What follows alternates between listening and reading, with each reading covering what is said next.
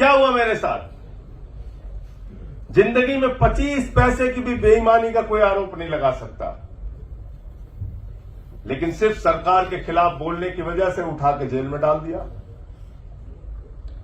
और सवाल ऐसे ऐसे पूछते थे कि हंसी आती है।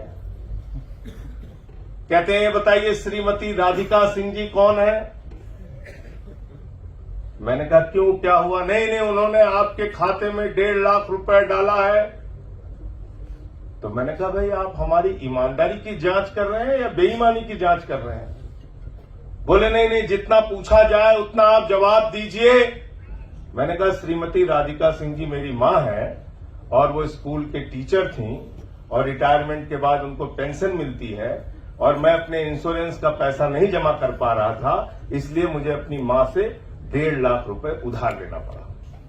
ये है जांच, ये है कार्रवाई, ये है कार्रवाई। ये बैठे हैं राजीव राय, इनके ऊपर छापा हुआ, इनसे पूछते हैं 10,000 रुपए आपने अपने पत्नी के खाते में क्यों दिया? बताइए आप। 5,000 रुपए इनको बेलन से मार खाना है, पत्नी को 5,000 नहीं देंगे? ऐसे है, ये हो रहा है। लेकिन मैं ये कहना चाहता हूं कि इस बार का जो 24 का जनादेश है, वो कम से कम इस बात के ऊपर तो मोहर लगाता है कि भारत सबका देश है। हिंदू हो, मुसलमान हो, सिख हो, ईसाई हो, अगड़ा हो, पिछड़ा हो, दलित हो, सवर्ण हो, हम सब यहां पर मिलकर रहेंगे। बांटने की राजनीति इस देश के अंदर सफल नहीं है और ये अच्छी बात है, ये अच्छी बात है। और मुझे अटल जी का एक भाषण में सुन रहा था, उन्होंने कहा पार्टियां बनेंगी बिगड़ेंगी, ये लोकतंत्र अमर रहना चाहिए,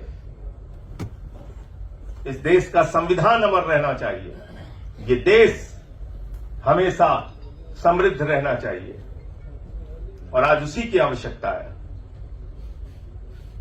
जनेश्वर मिश्रा जी से अगर हम लोग कुछ सीख सकते हैं तो जिंदगी में सादगी सीख सकते हैं, बहादुरी सीख सकते हैं, समाजवादी विचारधारा पर चलने का संकल्प ले सकते हैं।